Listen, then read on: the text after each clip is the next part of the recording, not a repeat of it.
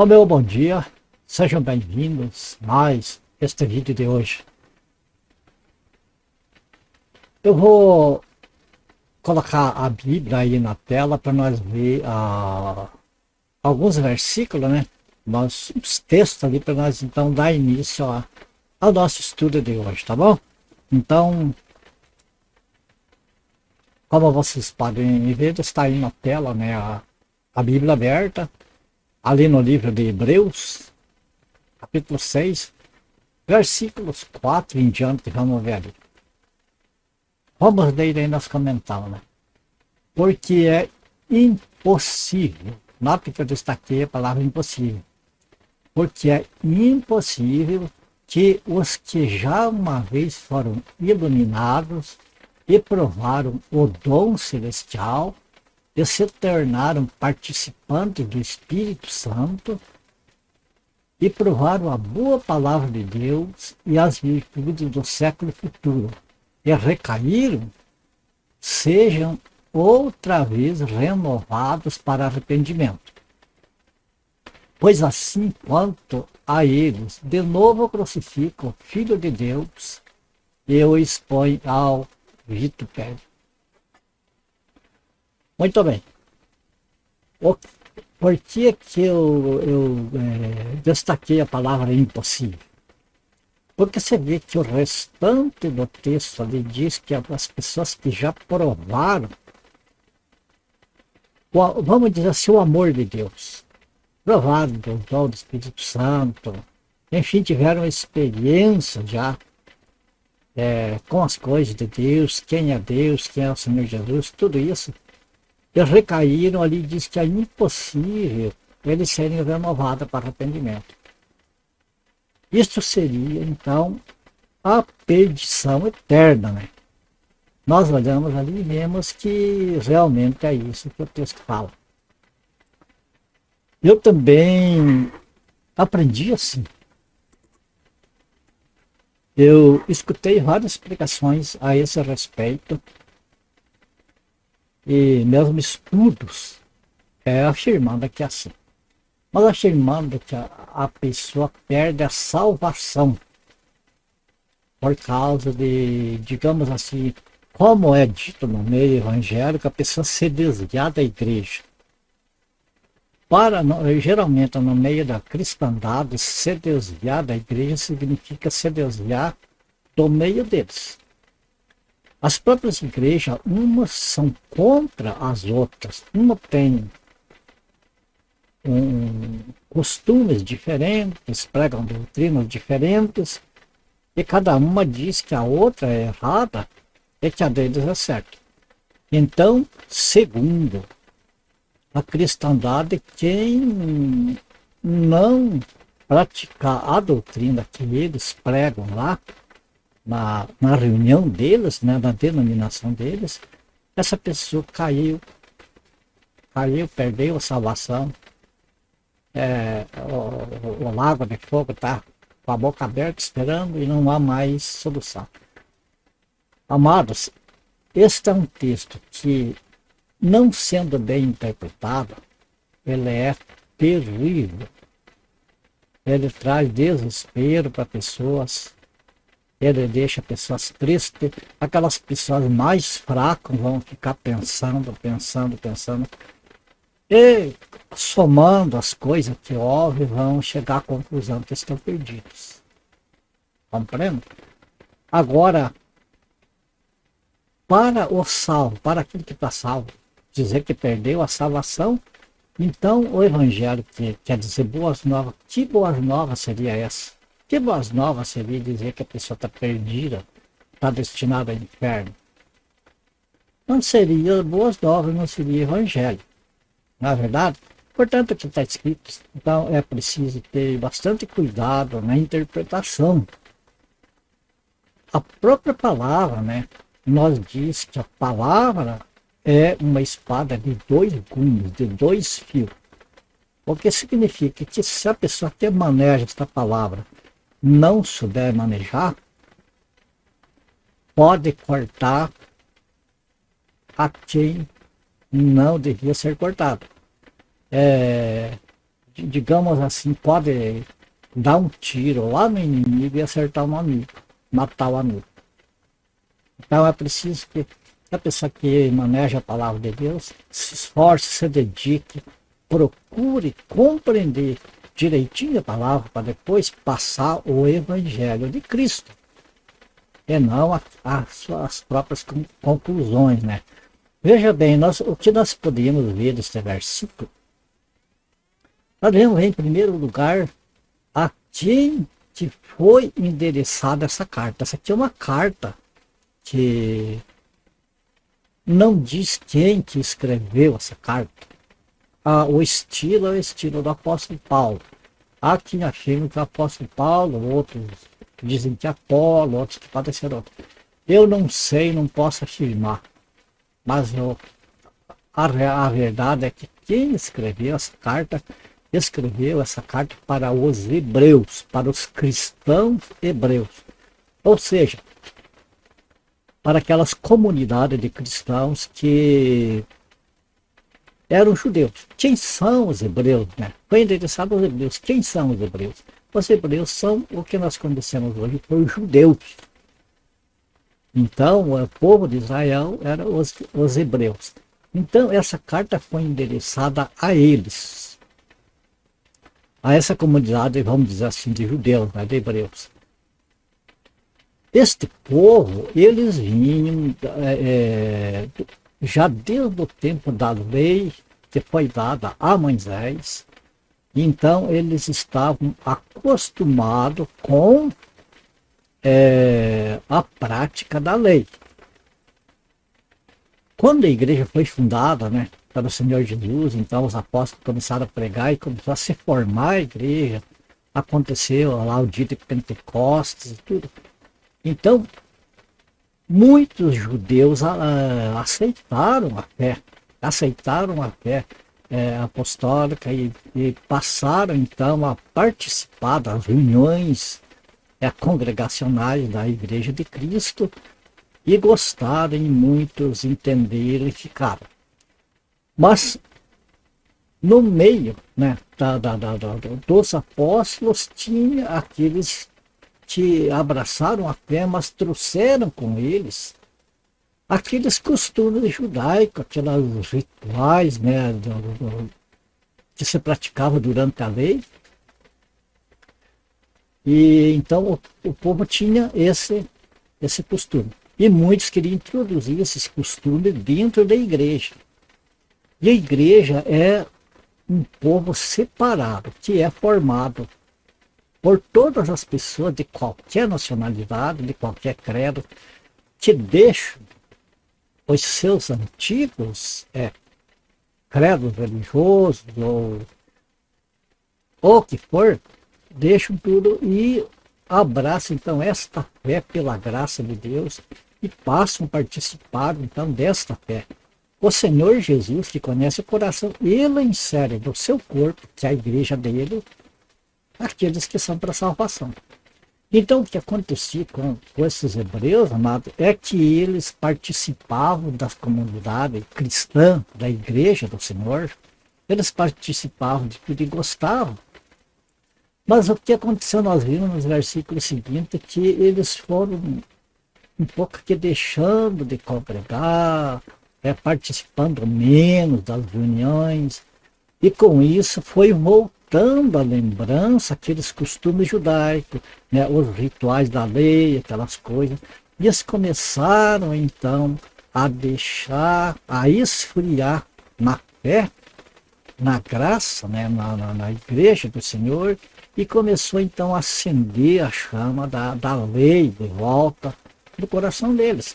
E é isto que por esse motivo foi então que o escritor aos Hebreus escreveu esta carta, mostrando para eles o perigo deles abandonarem definitivamente a fé em Cristo Jesus, quer dizer, de repente deixar de crer no Senhor.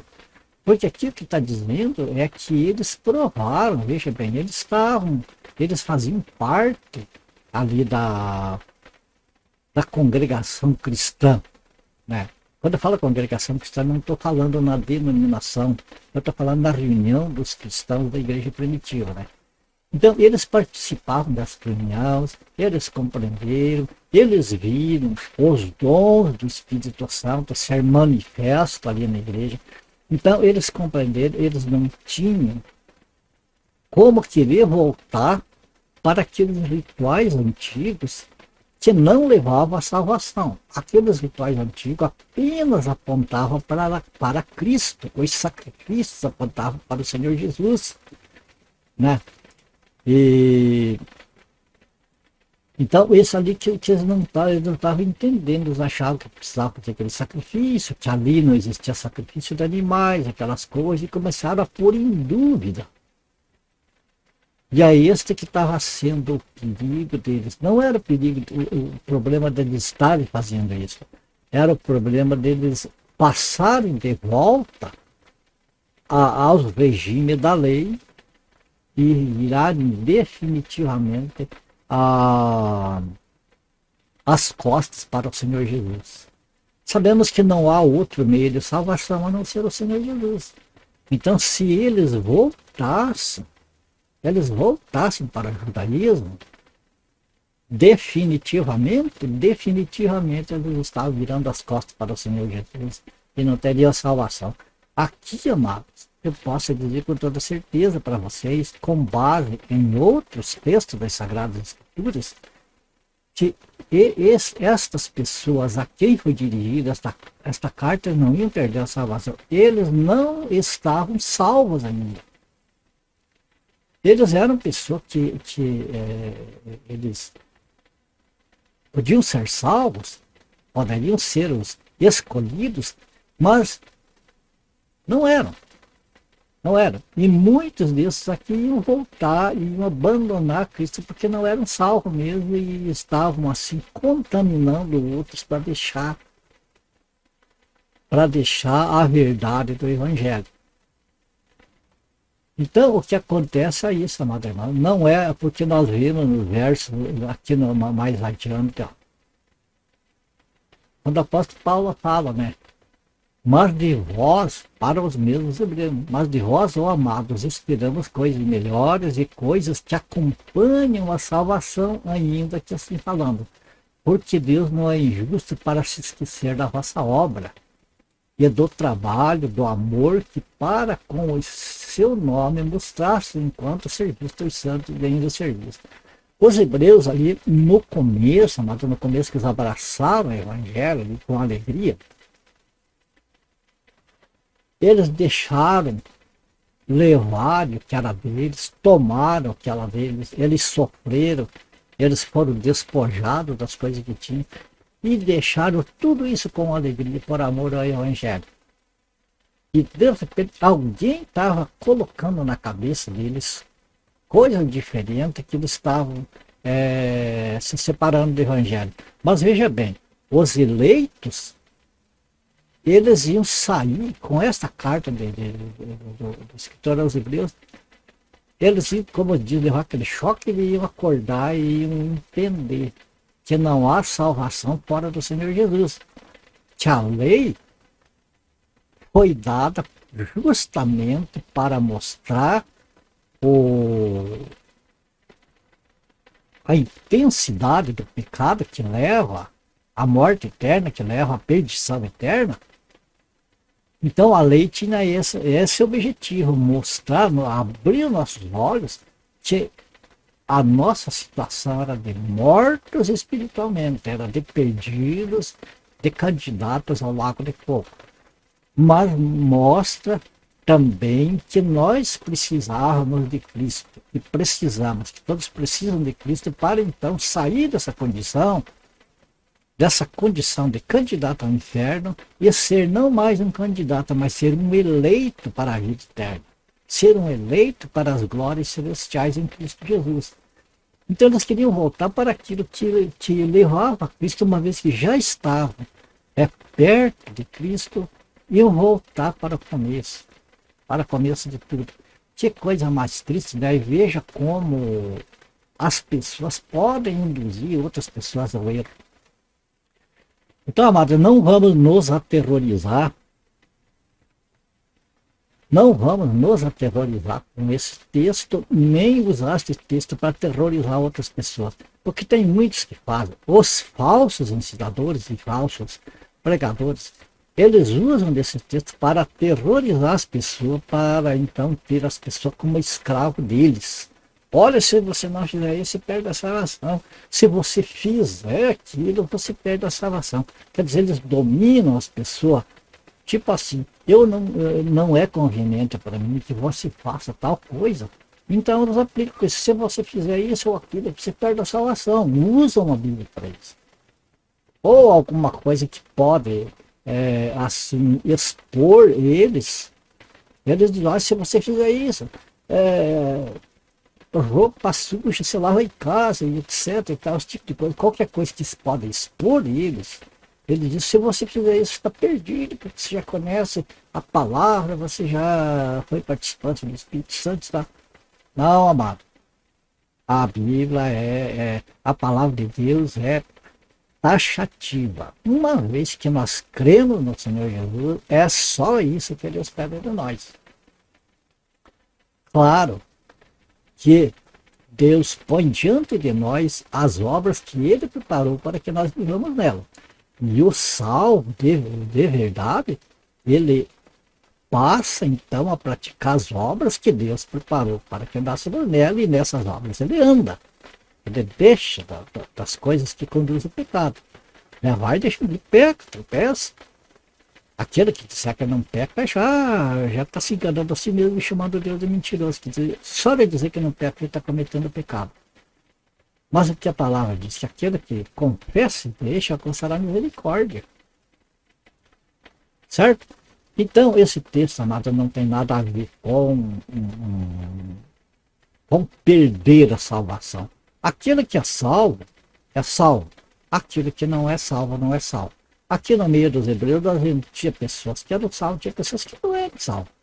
Tinha pessoas que estavam ali dentro para levar os salvos, tentar levar os salvos à perdição. Quanto mais estrago eles pudessem fazer no testemunho, para eles era lucro. Então eles procuravam induzir os hebreus a deixar de se congregar com os santos e congregar com eles. Se reunirem lá no templo, lá nas sinagogas e praticar aquilo que a lei determinava.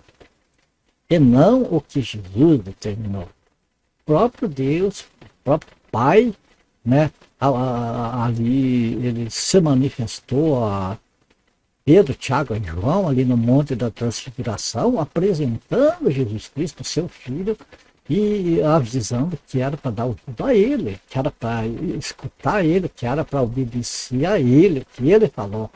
Porque ele ia dizer assim, não é mais a lei antiga, mas é essa nova lei de Cristo.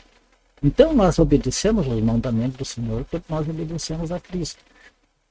E aqui o pregador está mostrando esse detalhe aqui, que serve para nós, amados irmãos. Não vamos ficar tristes com medo de perder a salvação. Se você crê no Senhor Jesus, você está firmado ali, você compreende que o preço que Jesus pagou, que o sangue dele derramado na cruz, é mais do que suficiente para perdoar todos os nossos pecados de A a Z e nos apresentar sem pecado diante do Pai. Você é um salvo. Ah, mas eu cometo deslizes, faço isso, faço aquilo. Ok. Quem que não faz? Só que tem uma coisa. Se você faz, eu faço, um de nós cai numa besteira. E confessa, o Senhor, reconhece diante do Senhor, eu sou merecedor da sua disciplina na minha vida. Eu estou aqui, baixa a minha cabeça, o Senhor me discipline como o Senhor bem achar conveniente, porque o Senhor sabe todas as coisas. Pronto. Mas, Senhor, eu confio na sua misericórdia, que o Senhor não vai me castigar à medida do meu pecado, mas muito menos. Então, amados, esse pecado é zerado. A pessoa não perde a salvação. Que nem aqueles que estavam sendo afastados pela ideia dos outros, bastava que eles voltassem a não esfriar. O que é importante, irmão, na reunião dos santos, é para se estimular uns aos outros, né? Para se estimular uns aos outros, para não cair nas falsas doutrinas, nas coisas erradas, nas coisas que desagradam a Deus, para que assim nós possamos prestar neste mundo, nós possamos ser testemunhas de Cristo. Percebe? Que a gente termina mais este vídeo aqui. Tem mais uma parte que usa nos púlpitos para aterrorizar as pessoas, os púlpitos do terror. É uma passagem que está lá no mesmo livro de Hebreus, do capítulo 10. Que nós vamos ver em uma outra oportunidade a respeito daquela passagem lá que também, olha, se não for bem interpretada, terroriza e a pessoa acaba crendo que de repente que não é salvo, que perdeu a salvação que você foi. Imagina uma pessoa que acredita que perdeu a salvação, que está desiludida, é aquela pessoa que é presa, é uma presa fácil de Satanás, onde a pessoa vai abandonar de vez. Compreende? Então aqui nós ficamos, amados. Esse texto não trata de perda da salvação. Aqui, voltar para trás definitivo, porque aqui é voltar definitivamente, a dizer, aí, eu já tive lá, eu já vi como é que é, e não me serve, não quero. Tchau, Toninho de Jesus, não quero, não me serve, não quero saber dele. Entende? É uma decisão que a pessoa toma de abandonar Cristo consciente. Por isso a pessoa que já provou aquelas coisas e diz, não me serve, eu prefiro ficar com as outras coisas daqui. Então essa pessoa, ele não perdeu a salvação. Ele experimentou, mas ele não é um salvo, ele não gostou, não vai gostar, não se sujeita. Ele cai fora. Então é isso que o texto está dizendo. Para aqueles que estavam ali congregando, né, e ouviam essas coisas, eles estão com o conselho do escritor dos Hebreus. Porque vemos ele explicando isso aqui, e no final ele dizendo que Deus não é injusto para que não visse o trabalho deles, eles deixarem levar as propriedades deles, que eles tinham, espoliarem eles, e com alegria, por amor do Evangelho, né? Então, se agora eles estavam sendo induzidos a outra coisa, Deus tinha em mente aquilo que eles fizeram, o amor com que eles receberam o Evangelho, o amor sincero. Eram pessoas salvas. Eles deixaram do erro e voltar para o caminho que é Cristo. E aqueles que estavam perdidos de vez, que nunca mais iam voltar. Então, esses que já provaram o amor de Deus e não se convenceram do amor de Deus, não querem, acham que é besteira, que é uma coisa assim, que não existe e tal. Então esses são perdidos, já estão destinados à perdição. Não tem mais como salvar, não tem como eles se arrependerem de pecado, porque eles amam o pecado, eles querem essa vida aqui, não a outra. Está explicado? Amado, quando você vê essa pregação ou ensino dizendo que o salvo aqui, se ele deixar a denominação, deixar a igreja tal, e for para outra lá, que não é do gosto deles ali, ele está perdendo a salvação. Olha, explique esse texto, fale desse texto, leve a esperança para as pessoas, não leve o desespero, leve a esperança para as pessoas. É para isso que o Evangelho existe, é para isso que o Senhor Jesus deu a vida dele lá na cruz do Calvário, para que nós levemos a esperança para a humanidade de um modo geral, que nós levemos a certeza da salvação para aqueles que creem no Senhor Jesus, para que essas pessoas tenham permanentemente em si a alegria da salvação. E com isso, amados, esta é a força que nós temos, a certeza da salvação, é a força que nós temos para enfrentar qualquer dificuldade. Para nós entender que a nossa pátria, nosso estado, nosso país não é este Brasil, é o céu. Então as coisas que acontecerem aqui nós vamos estar preparados para enfrentar de frente sem medo. Ok? Terminamos por aqui. Agradeço ao meu Deus, Pai, em nome do Senhor Jesus, por a oportunidade de poder falar da sua palavra, neste privilégio maravilhoso de falar da palavra do Senhor a outras pessoas. Agradeço a Deus por você que está me assistindo, que me acompanha. Que o Senhor seja propício na tua vida, na tua família, que a graça do Senhor seja abundante com você. E também ore por mim, pela minha família. E se for do agrado do Senhor, né? Se for da vontade dele, nós vamos seguir no próximo vídeo. Daqui a mais um dia, amanhã, depois, assim que o Senhor permitir. Portanto, até lá, na paz do Senhor Jesus. Fique com Deus.